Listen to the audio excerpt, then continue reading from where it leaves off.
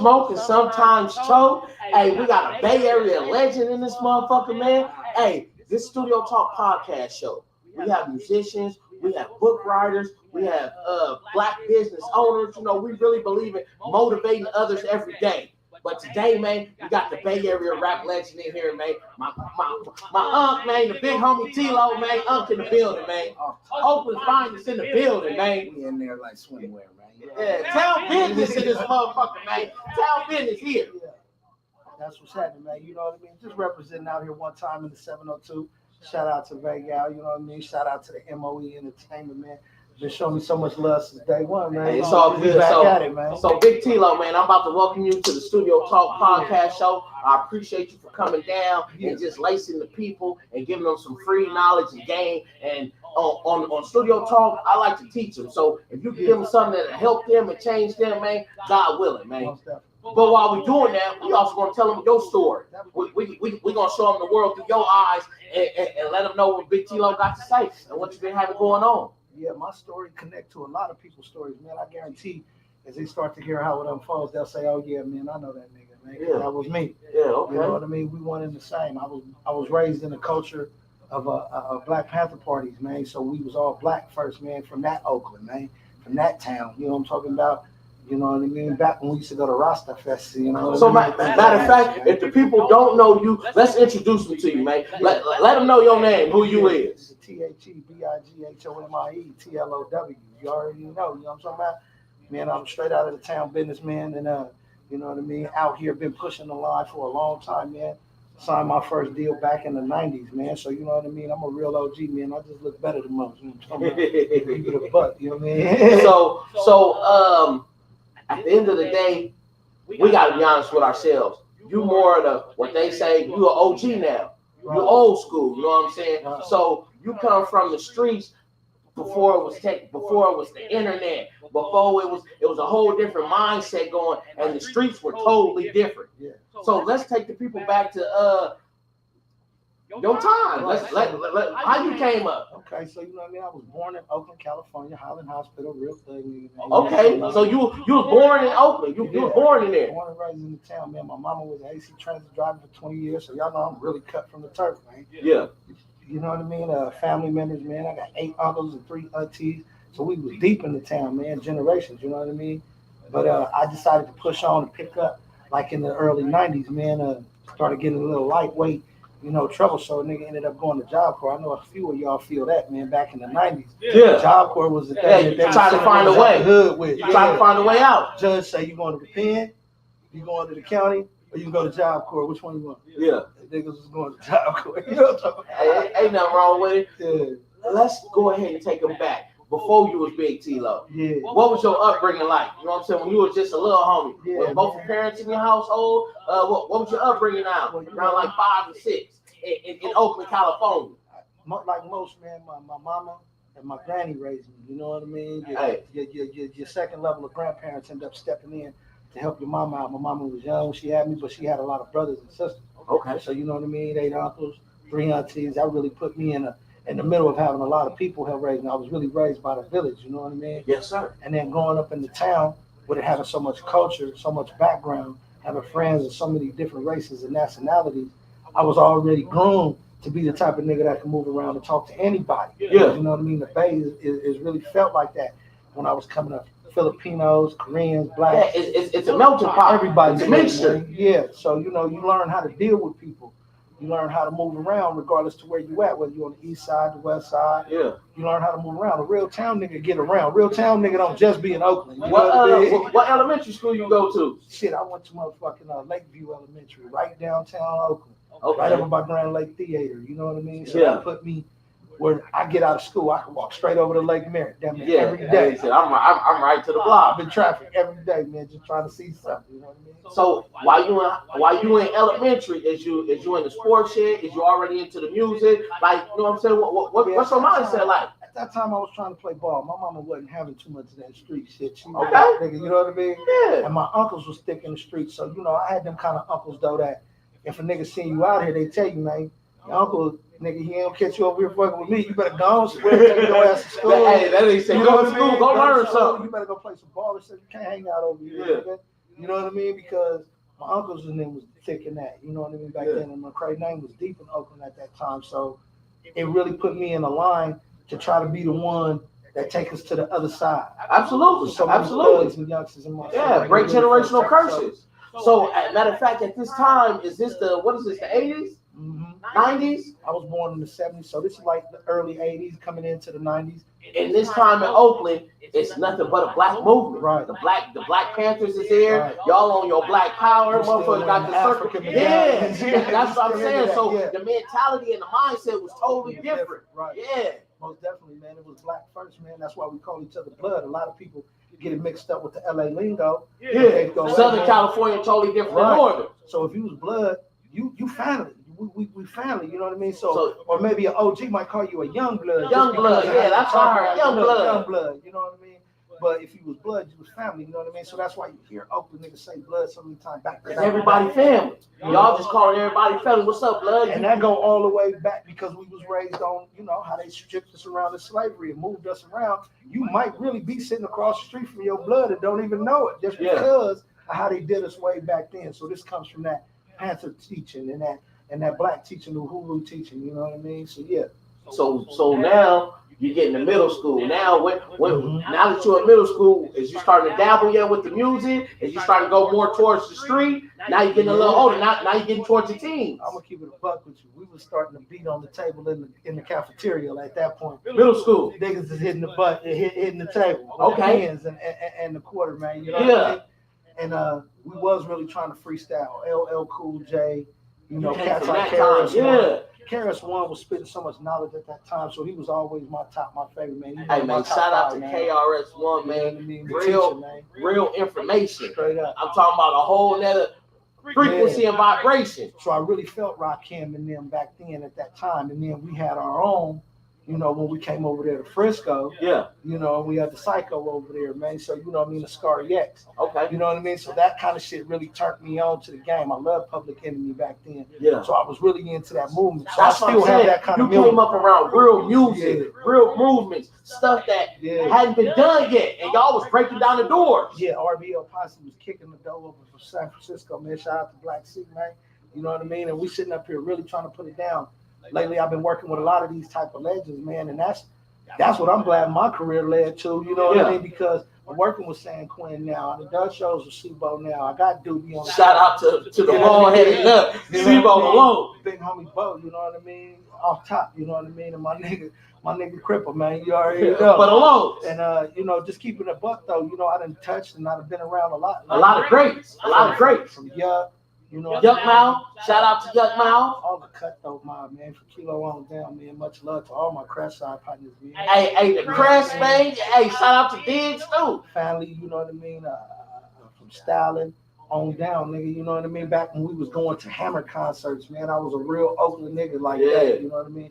When niggas could drive in the sideshow, you know niggas can't drive right now. Y'all running in the niggas, y'all running over niggas. Y'all better learn how to drive, man. Y'all niggas got to whip. Slide that thing. Real talk, man. But that's what I'm from, the original sideshow. And when, you know, when the Bay was somewhere that you love to be, I never brought nobody to the Bay that didn't want to come back. Nigga. Like, they was like, nigga, I fucks with the town. You know what I mean? You was happy to be there. So I tell niggas, you know, when I moved in Job Corps to Clearfield, Utah, up in August, Salt Lake, Utah. Hey, shouts out to Utah, man, doing their motherfucking thing. That put me in position to really see things from a different light, you know what Absolutely. I mean? Especially coming from a place so black and moving to a place so white, you know what I mean? Hey, we telling the truth on this motherfucker. And that's 100 though, you know what I mean? But I got a lot of partners and a lot of people, man. Your color don't mean nothing, man. No. There's fucked up people in all colors, you understand? Absolutely. I mean? That's something you're gonna learn in life, man.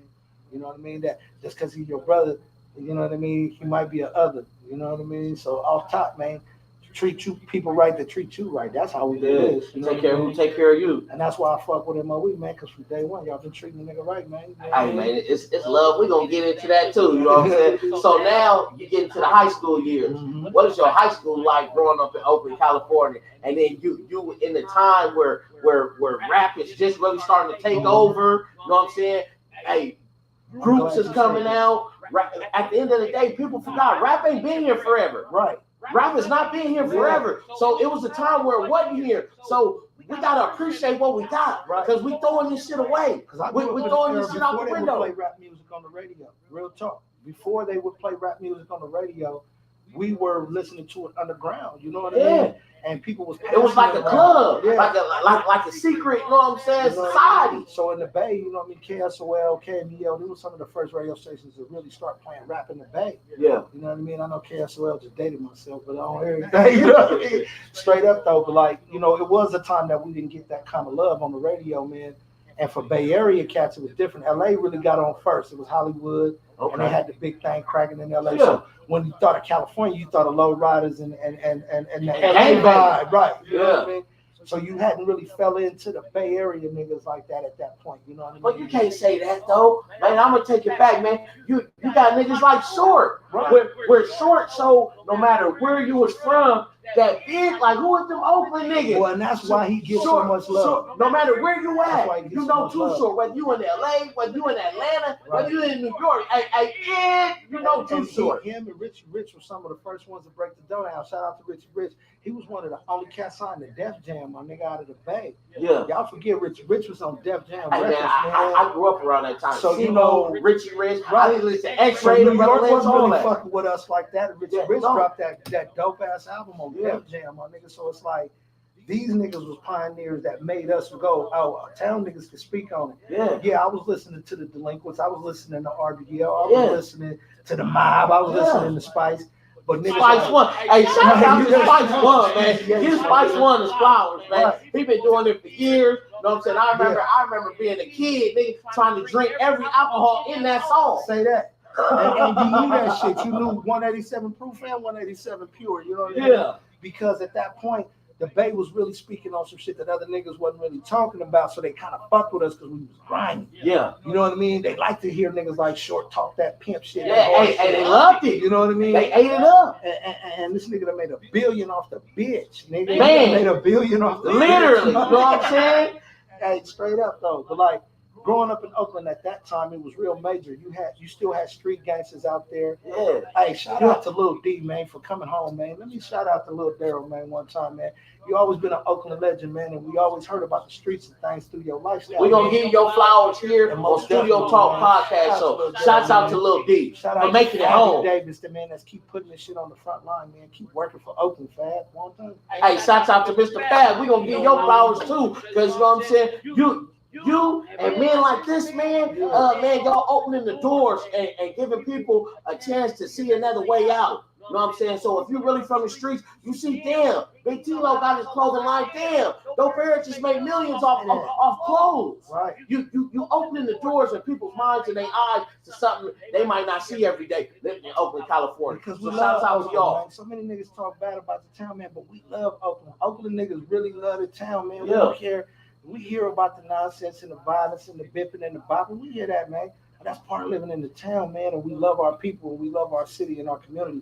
And I love how Fab keep pushing that line, man, because everybody can't just move away and forget about it, man. Yeah. Hey, man, I fuck with Mr. Fab, man. He doing his shit. He inspired me for the money over everything, clothing, and him just having the whole world legal revenue. Yeah, I come from 3 times crazy. Keep sneak. You understand me? I come from the town when you listen to that music because you wanted to hear that rough, rugged, and raw shit. Yeah. You know what I mean? And now, you know, yeah, we got a lot of player shit. We got a lot of hustler shit, but it's niggas out there still speaking this conscious.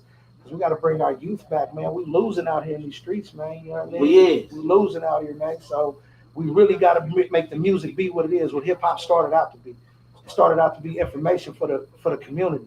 A way for us to talk to one another. A way for us to communicate. Right. So once it became more industry, and the once it became about what? Once it became about what? Yeah. Once it became about what? Corruption. Evil. It changed the game. It did. The money always gonna change the situation. I don't care what it is. So you need niggas like us.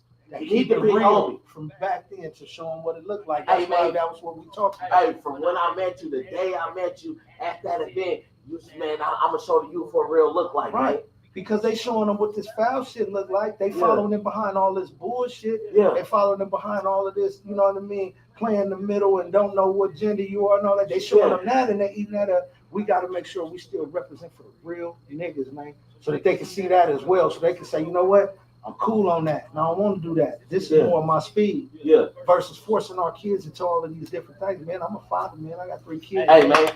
Feel me? So I'm a father too. You know what I mean? I was a teenage dad, you know what I'm saying? And I'm very proud of my son. I didn't graduate because I had him so young. He graduated. I was a felon by the time I was 21. He's not.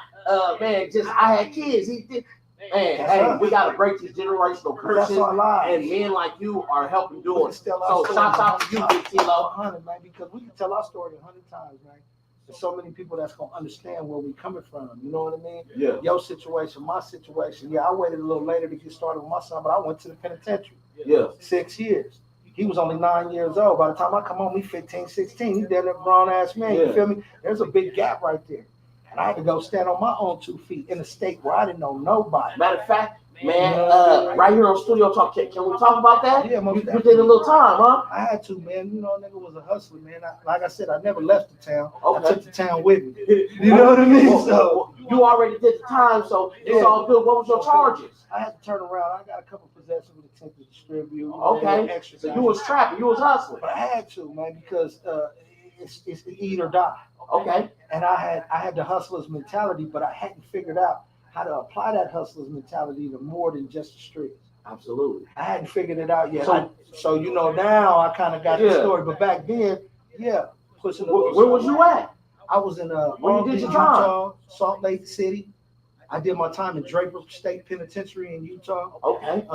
I sat down for a nice little bit over a little half a decade, you know what I mean? God damn. They gave a nigga a few more on that paper, so you still really kind of sitting still even though you out. Yeah. So they got a dime out of nigga, but I kind of knew that when it happened, so I was prepared. Let me ask you a question on some real nigga shit. Yeah. While you was in there, did you accomplish anything? Most definitely, I was already coming from that culture of the Bay. Okay. So I read books. Oh, so you I understood. You was motivating yourself, yeah. So I started immediately. I'm gonna keep it 100 with you. I wasn't into no nigga braiding my hair, so I grew locks, nigga. Okay. Niggas kept trying to braid my hair. I know niggas that say, hey, that's out. I was cool on that, my nigga. I don't give a fuck. Don't get it. I just don't get my shit grow, nigga. But just on some real shit though, you know. And when I went in, I was in Utah. Yeah. I'm from the Bay, so but I you in didn't really somebody's know. backyard now. Yeah, so now, no matter what gang or what hood or who it is, it ain't nobody that I got. I'm still from OG. With. Yeah, so a lot of my LA partners, Cali car was in that motherfucker. We wasn't a big ass car in Utah, but LA car and Oakland car ran together. Bloods and Crips ran together. Don moves. You know what I mean? We all ran together because California from the top to the bottom. Yeah, because doing time in a place where it's majority white folks, you got to stick together at this point, because you know what I mean? You're dealing with skinheads and homegrown gangs. And so when you do this time, how old is you? I'd sit down at 33, come home at about 39, 40. Damn, so yeah. I fucked up my 30s, you know what I mean? Because at that point, I was in there doing my thing in the 20s. I started fucking with niggas in Utah.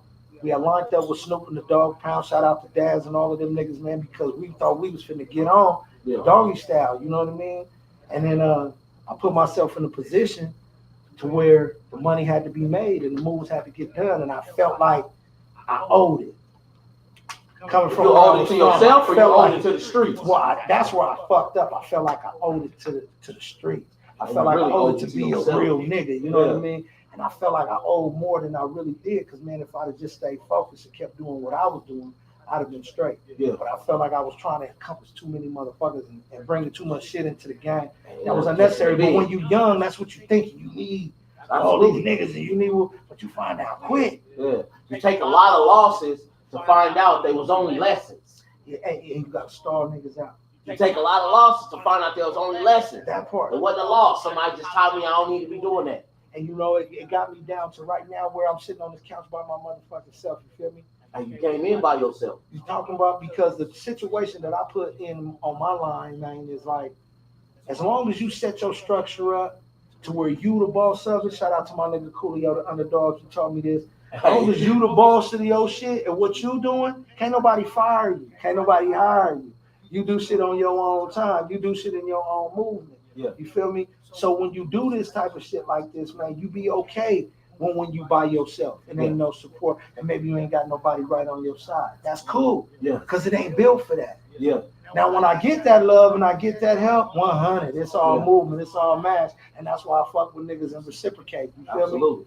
But when it is those times that you just got to push the line for yourself, you still know how to get up in the morning and go get it done. You know what I mean? So that's why I dedicate myself to putting it on the line. My son, Trey Tulo, he putting out music now. You know what I mean? I got my son in my back. You know what I mean?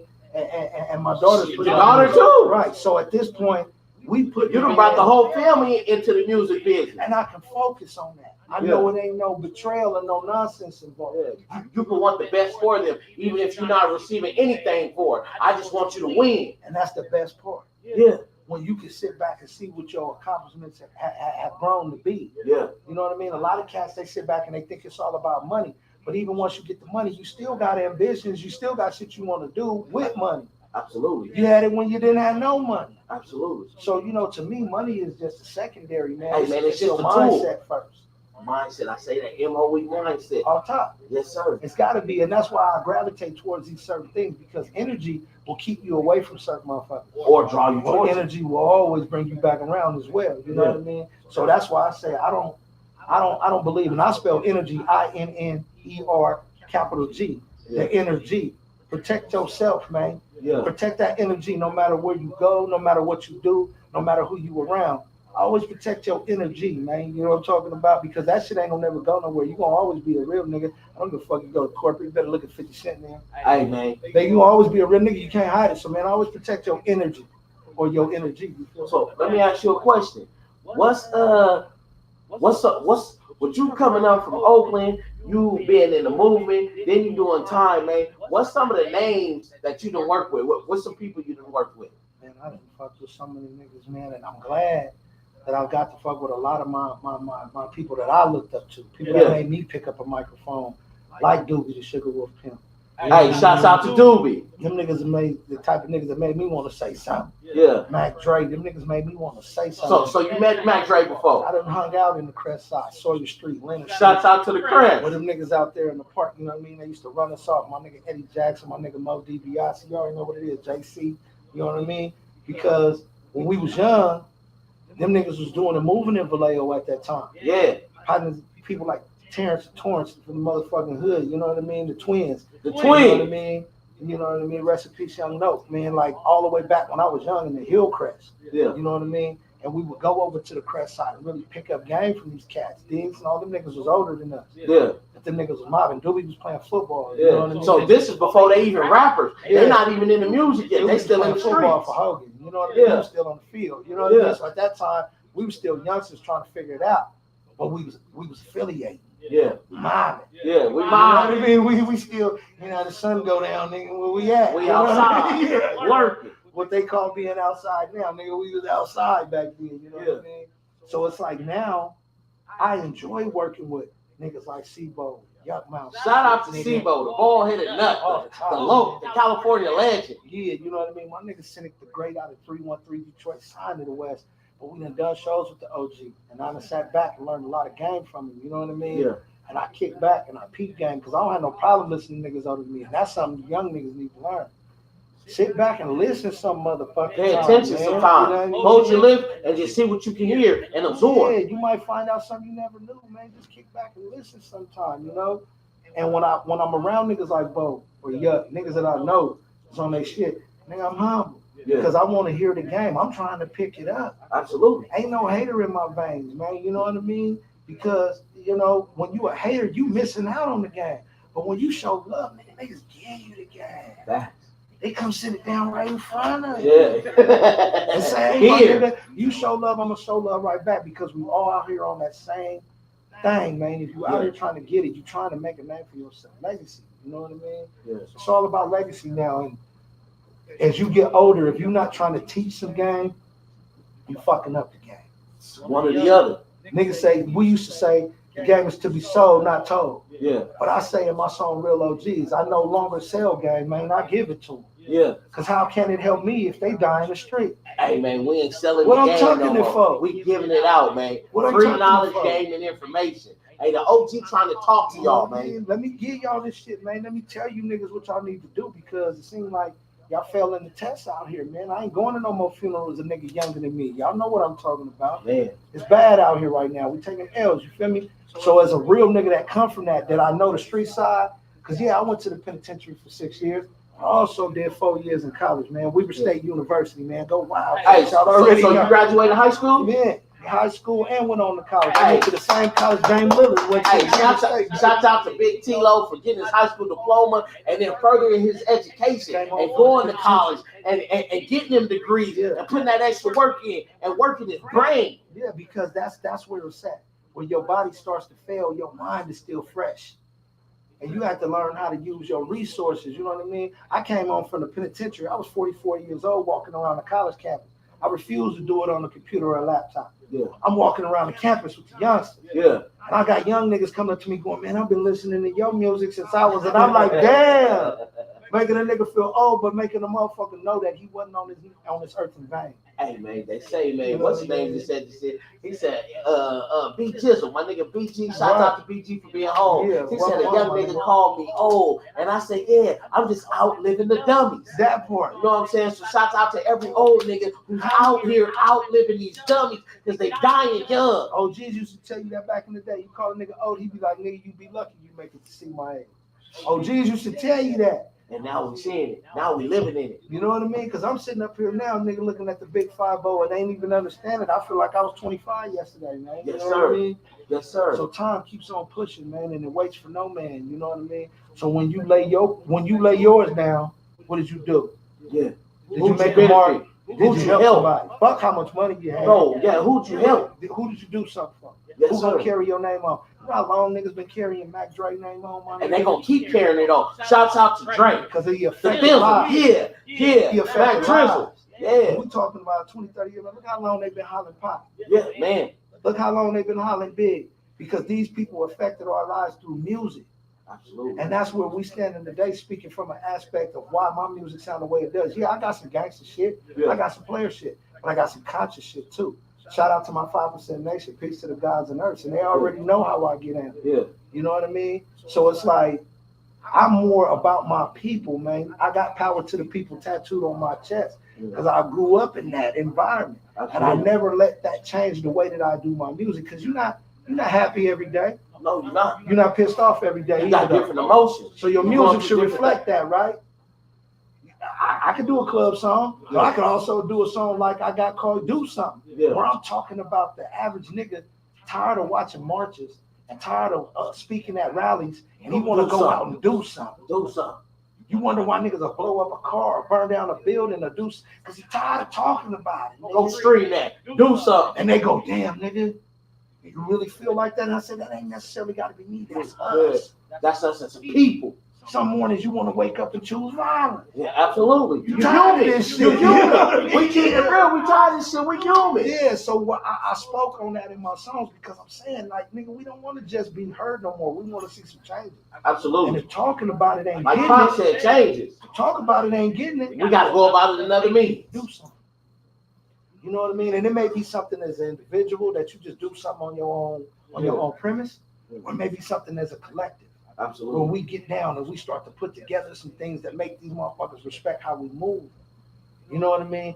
Do something, though. Let's stop talking about it. Let's do something. Let's do something. Let me ask you, man, from being an artist, from being, you went from the artist perspective to the business perspective, with you having artists and you pushing your son and other artists, man. Right. What do you say to the upcoming artist right now who has the talent but doesn't have the financial backing? What do you say to him? Brand yourself.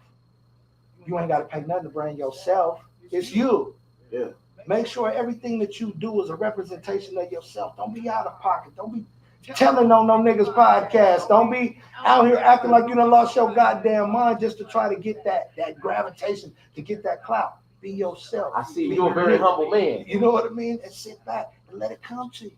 Yeah. It'll come. They tell you, let the game come to you. You know what I mean? So it's like, to me, you know, I feel like a lot of these young cats, man, they need to learn how to brand themselves. I started being solid because I felt like we give too much credit to the snitching. Yeah. I feel like we talk too much about negativity. Absolutely. And the OG told me, man, damn, I know you got a clothing line, you want to call it Stop Snitching, but how could you say stop snitching in a positive way? Yeah. And I said, well, shit, the opposite of being a snitch is to be solid. Solid. Message. That's the opposite. Yeah. So I started being solid. Yeah. To remember the niggas that did catch that life sentence. And did it though. And didn't say a fucking And word. did it though. Not called it and some shit happened in the courtroom and now they home. No, they called it and still doing it. And might even be doing time for some shit he didn't do. But he keeping it solid though. So let's talk about them a little bit more. We got a million songs about the rat ass nigga. Yeah, let's talk about the Let's not forget who put about their the lives homie that's on the sitting on the line. back of that motherfucking block in the back of the dark corner, nigga, by his motherfucking self. He read the same book 100 times, nigga. I done been on that side of the line as well. So that's why I say to go from the prison, to go from education to the penitentiary, that's a big ass gap of shit that I've seen the distance of. Yeah. And I learned a lot of respect, man. I wrote Matulu Shakur when I was down. You feel me? Like, because they was going through the starvation acts and they was protesting at the time. Yeah. Niggas wasn't eating. I'm in the penitentiary for my first time and I'm seeing real movement. Yeah. Polynesian movement, black movement. You know what I mean? I'm seeing the white boys teaming up. Yeah. We have no choice, man. So I'm from that era that I feel like we have to still protect our homes. Absolutely. Protect our kids. Carry your pistol. And protect our way of living. Yeah. Because they taking it from us and they pulling it apart. I take my kids to the range. Absolutely. My kids know how to load a strap and all Don't that. Don't hide it from them. Show them and teach them. Man, hey, I used to clean guns with my mom. Me, hey, shouts out. You know, she up there. Right. Me and my mama hustled together. Right. She protected me by all means necessary. That part. And the 10-point process say, man, we teach ourselves to protect ourselves, man. Absolutely. Because in the end, that's all you're going to have. And if shit go haywire, pretty much you and your neighbors going to have to team up and hold down the fort, man, because that's what it's going to be. Yes, so I think, you know, we have to remind these kids, it's not a game out here, man. Y'all really looking for fame and fortune. But really, that shit don't mean nothing, man. When you at the pearly gates. Let the grid go down. The ATM ain't going to work. Yeah. Ain't no loans. Ain't no money, nigga. You gotta live off the land. Right. You gotta live off the land. Now you're gonna be coming over my house tomorrow. You know the big black dude we used to be scared of? Say, hey, let's go see what he's doing. Yeah. We need some protection. So, you know, the weak shall inherit the earth. You know what I mean? And that's what's going on right now. The weak is coming back to become the strong. Hey, man, so can we talk that a little bit, man? Yeah. Can we talk about current events right now? Yes, sir. We got shit like Diddy going on, where you got one side of it, where they said he drugged these people, he took these kids down, he did all this, and then you got another side of it. They say conspiracy theory where they said, man, but this was a black man that was the face of a liquor, and they didn't care. But as soon as he wanted ownership in it, as soon as he wanted the deed, now all his dirt come out and they lock him away. You got people like Bill Cosby, who was like a black father in homes for kids like me growing up. Dr. Huxtable. Right. Now they lock him up, tarnish his name, and now there is no more black father. There is no Cliff Huxtable. Right. Well, let me tell you this. Let me give it to you like this, because you got to look at it where it came to Bill. You know what I mean? I realized how in the fuck did you find all these motherfucking bitches from college? I can't find my cousin on Facebook. Wait a minute, man. You found 72 bitches to come and testify. How you got all their numbers and addresses? Yeah. How you find all of them, man? Yeah. I say that to say this. It was a setup from the game. Him, Sidney Poitier, and motherfucking Shaboy Boing, motherfucking Yaby. They was the biggest black artists at that time. Yeah. Harry Belafonte. You know what I mean? So yeah, backstage when they say, "What you want, Bill? What you want, Harry?" and they say, "We want white bitches and jelly beans in this motherfucker." Yeah. Right? Because this is 1960s. Yeah. These motherfuckers are writing down names. They keeping track. They knew if you ever get too big for your britches, We got something for you. watch how we find all these motherfuckers real quick. Don't you remember Bill from college? Yeah. We need to talk to you. Yeah. Bill goof ass, he didn't know he was telling on himself. They gave him a plea, so that shit shouldn't even happen. But he went up there and spoke on Harvey Weinstein. That's what started this shit. You talked about the money. You know, fucked up. You talked about a Steen, nigga. Yeah. A Steen, Yeah. Weinstein, Einstein. You don't talk about the Steens, nigga. Yeah. So once you spoke on that, somebody said, nah, nigga, we're going to teach you a lesson. So they take a 72-year-old man to the penitentiary over a bunch of bitches you couldn't even prove he ever did nothing to. Yeah. So that go back to the what conspiracy theories. So R. Kelly.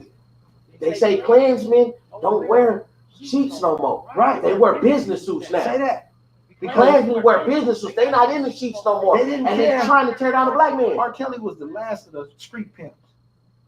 Okay? He was the last of the 60, 70 street pimps. The shit he sung about, the way he treated women, how he did shit, slap a bitch all night. He was the last of the street pimps. But he also motivated. He also brought joy to the people. But they used that part against you. Absolutely. When you come into that industry, they start writing it down.